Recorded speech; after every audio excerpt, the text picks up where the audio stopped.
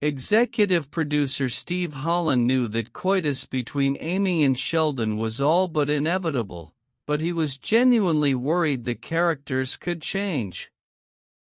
Their relationship took off on its own from the moment they met, and it was so much fun to write for, Holland explained. But even though you want to show their growth, you're also worried about what part of the show you can't break and have it still feel like The Big Bang Theory.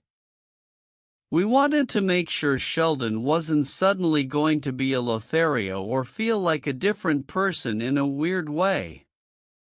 For her part, Mayim Bialik expressed a similar sentiment, pointing out that Sheldon and Amy's relationship was different than anything else on television.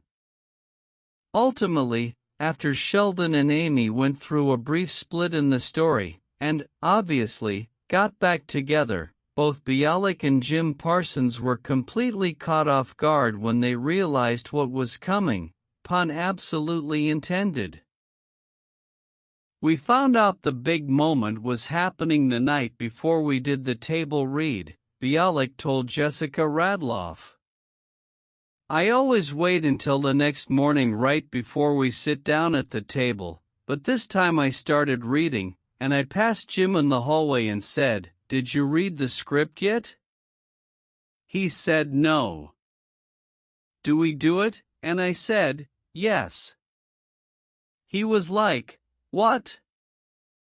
He just threw it out there as a joke. We couldn't believe it.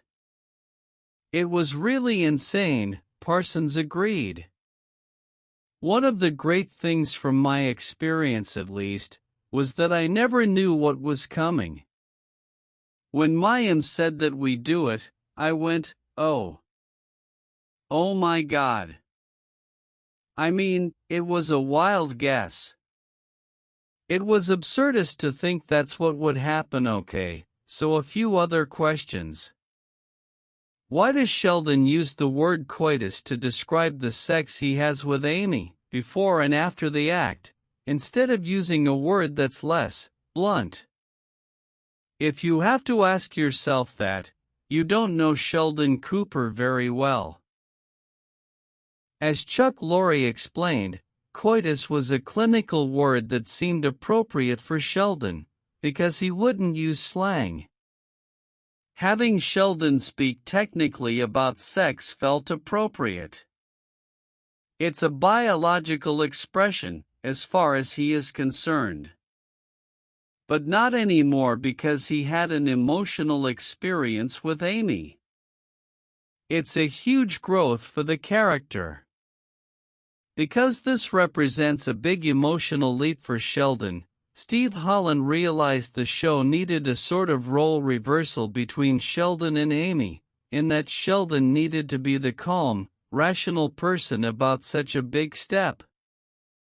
Which is why before the episode happened, Steve Molaro thought that whenever they do sleep together, Amy should get super nervous beforehand, and Sheldon has to be the calm one who talks her through it, Holland remarked.